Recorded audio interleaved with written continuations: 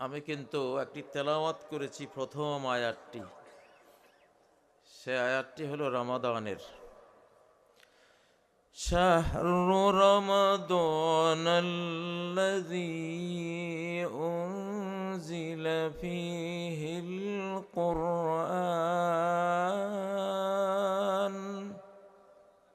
কে বলতে পারবেন আমি রজব মাসে আজকের এই মাহফিলে রমাদানের আয়াতটি কেন তেলাওয়াত করলাম?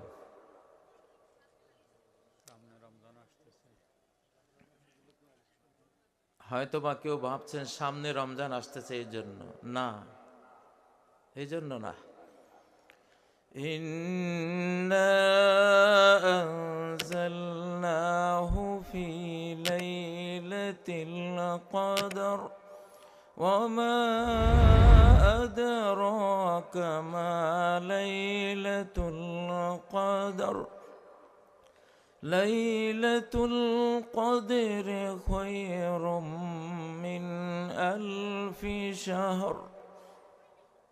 আমি কদরের আয়াতটিও তেলাওয়াত করছি। কারণটা কি?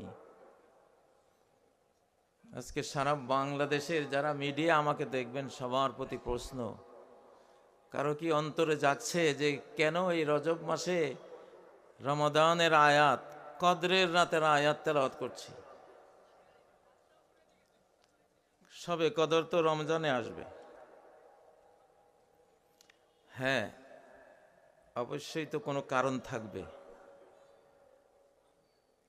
আমি জানি না কারো অন্তরে জবাবটি, উত্তরটি আসতেছে কিনা যে কেন রমজান ছাড়া রমজানের আয়াত এবং বিশেষ করে কদরের রাতের আয়াত, এক্সক্লুসিভ এই আয়াতগুলি কেন তেলাওয়াত করলাম?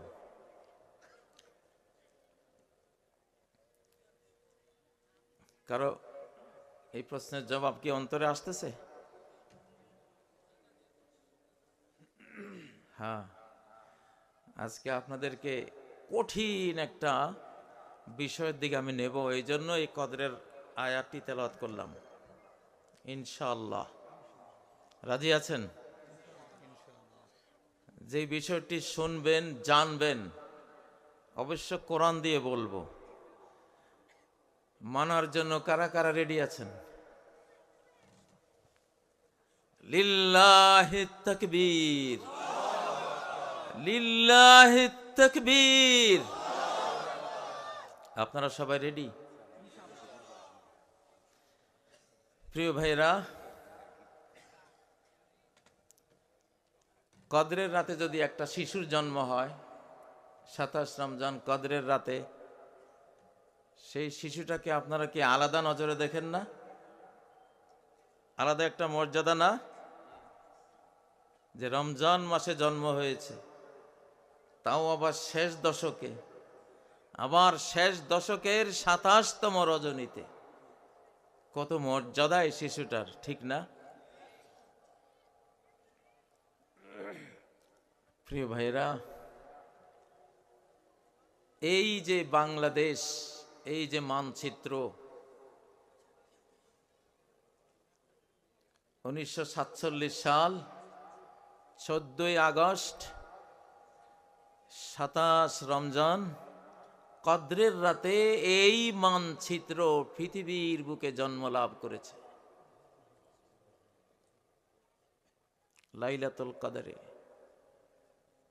ভারত ভেঙ্গে, তখন নাম ছিল পাকিস্তান, এখন নাম হলো বাংলাদেশ। এই মুসলিম মানচিত্রের জন্ম হয়েছিল ইংরেজ Radcliffe line, Radcliffe রেখা অনুসারে 1947 সালের 14ই আগস্ট 27শে রমাদান রাতে। পরের দিন জন্ম হয়েছে ভারত রাষ্ট্রের। আর 27 রমজানের কদরের রাতে এই বাংলাদেশ, এই মানচিত্রের জন্ম হয়েছে। সুবহানাল্লাহ। ও ভাইয়েরা, কদরের রাত কোরআন নাজিলের রাত। এই মানচিত্রের জন্মলগ্নে মোহাম্মদ আলী জিন্নাহ কোরআন হাতে নিয়েছিলেন, বলেছিলেন দিস ইজ আওয়ার কনস্টিটিউশন, এইটি আমাদের সংবিধান, এই কোরআন অনুসারে এই দেশ চলবে।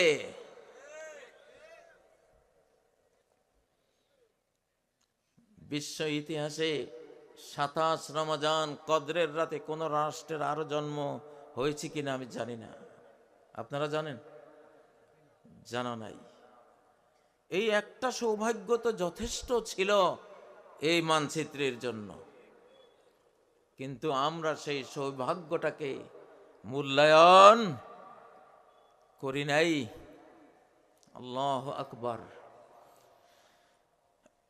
মূল্যায়ন না করার কারণে আল্লাহ এতটা অসন্তুষ্ট হয়েছেন যে এই পাকিস্তান জন্ম হওয়ার সাথে সাথে গন্ডগোল লেগে গেছে। আল্লাহ যখন দেখলেন আমি কদরের রাতে এই মানচিত্র তোমাদের উপহার দিলাম, কোরআন দিয়ে দেশটা চালাবে ওয়াদা করেছ, প্রতিশ্রুতিবদ্ধ হয়েছ, কোটি কোটি মুসলমান কোরআনের মায়া ঝাঁপিয়ে পড়ে এই মানচিত্রের পক্ষে যুদ্ধ করেছে। কিন্তু সেই 47 থেকে আজ 2024 পর্যন্ত বাংলাদেশের পার্লামেন্টে কোরআন কি এসেছে? কোরআন আসে নাই। এই জন্যই কেউ শান্তি পায়নি, আইয়ুব শান্তি পায়নি। অপমান অপদস্থ হতে হতে হতে পচা ডিম খেয়ে মার খেয়ে ছেড়ে পালিয়েছে। ইয়াহিয়া খান, ভুট্টো, তারা তো আরো পর্যদস্ত হয়ে পালিয়েছে, ভুট্টোর ফাঁসি হয়েছে। শেখ মুজিবুর রহমান সপরিবারে দুনিয়া থেকে বিদায় হয়েছে। প্রেসিডেন্ট জিয়াউর রহমান অনেক ভালো কাজ করেছেন, আলিম সমাজকে প্রতিষ্ঠিত করেছেন, নারায়ে তাকবীর স্লোগান বন্ধ ছিল, তিনি এনেছেন, অনেক ভালো কাজ করেছেন, কিন্তু কোরআন পার্লামেন্টে তখনও আসেনি, আনা যায়নি, আনা হয়নি, পরিণতি ভালো হয়নি। এরপরে একে একে পরিণাম কারো কি ভালো হয়েছে? এইবার বলছি এমন এক ভয়াবহ রক্ত গঙ্গা সামনে আসতেছে। ও মুসলমান, এইবার এই দেশটা শেষ সুযোগ তোমাদের। একটা ভোট যদি বাংলার কালেমা পড়া কোন মুসলমান কোরআনের বক্স ছাড়া অন্য কোথাও দাও, তাহলে তোমাদের উপরে আল্লাহর লানত, সমস্ত ফেরেশতার লানত, সমস্ত মানব জাতির লানত পড়বে।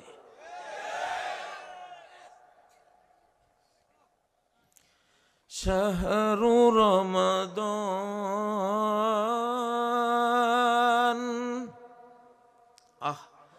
কি ইতিহাসটা এই বাংলাদেশের, এই মানচিত্রের।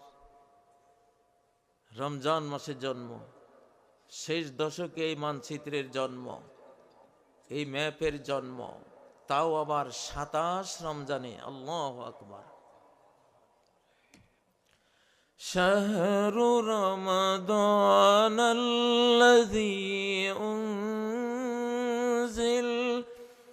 উনজিলা ফীহিল কুরআন।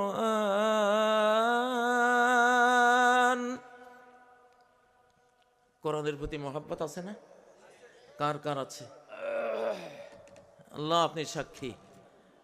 বাংলাদেশের যত মানুষ আজকে আমাকে দেখতে পাচ্ছেন, এই মাহফিল থেকে আপনাদের উপর ফরজে আইন, প্রত্যেকের উপরে আলাদা ফরজ। এই মানচিত্রকে যদি এইবার রক্ষা করতে চান, তাহলে যত দল আছেন, যত ইসলামী দল আছে, যত অনইসলামিক দল আছে, সবাই আলেম সমাজের সাথে ঐক্যবদ্ধ হয়ে কোরআনের পক্ষে ভোট দেয়া এবং নেয়ার জন্য এখন থেকে শপথ নিতে হবে। লিল্লাহি তাকবীর। তাকবীর জওয়ানরা নাই তাকবীর দেওয়ার।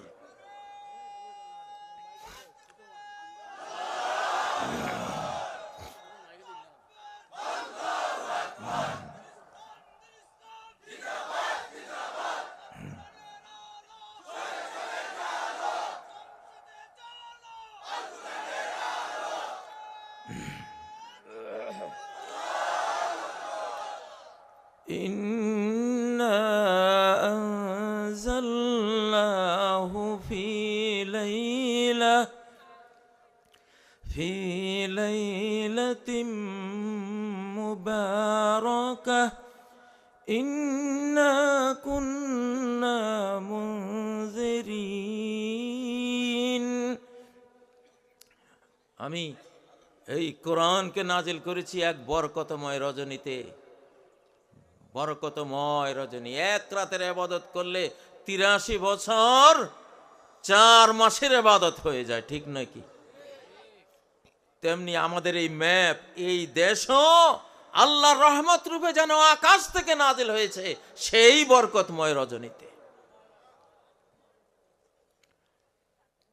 কেউ আমাদের শান্তি দিতে পারেনি, কেউ আমাদের মর্যাদা দিতে পারেনি, নিজেরাও শান্তি পায়নি। কোন শাসক এ পর্যন্ত শান্তি পেয়েছে? ভালো পরিণতি হয়েছে? হয়নি। এইবারে আরো ভয়াবহ হবে। এখনকার শাসকরা যদি মনোজগতে এটা স্থির না করে যে আল্লাহ এইবার ইনশাআল্লাহ তোমার মুসলিম সমাজ, ইমানদার বান্দা বান্দিকে নিয়ে, আলেম সমাজকে সাথে নিয়ে ধীরে ধীরে আমরা কোরআনকে পার্লামেন্টে নিয়ে আসব।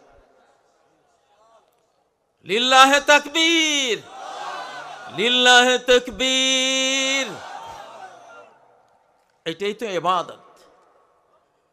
ও ভাইয়েরা, কোরআন আসলে মা বাবারা কি বৃদ্ধাশ্রমে যাবে না ছেলে মেয়ের সাথে আজীবন আমরণ তারা ছেলে মেয়ের ঘরে, ছেলের ঘরে শিশুর মতো স্নেহ মায়া ধন্য হয়ে মা বাবা লালিত পালিত হবে?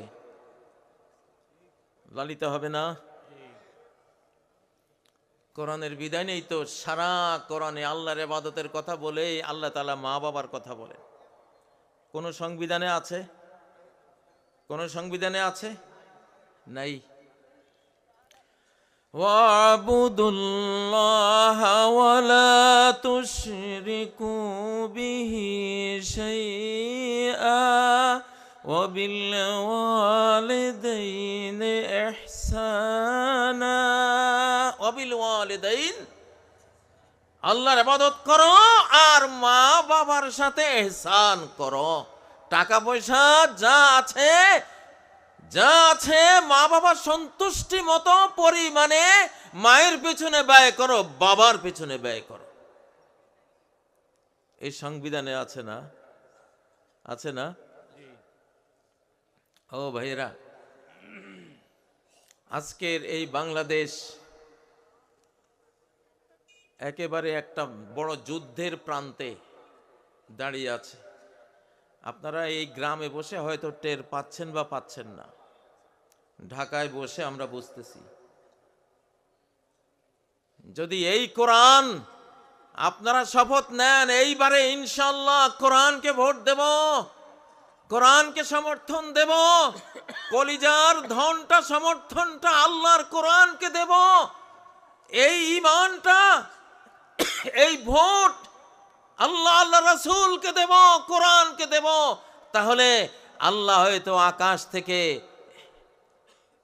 হাসিনার আযাব যেমন তুলে নিয়েছেন, আগামী আযাবও আল্লাহ তুলে নেবেন ইনশাআল্লাহ। ও ভাইয়েরা, মরতে হবে কিনা? মরতে হবে।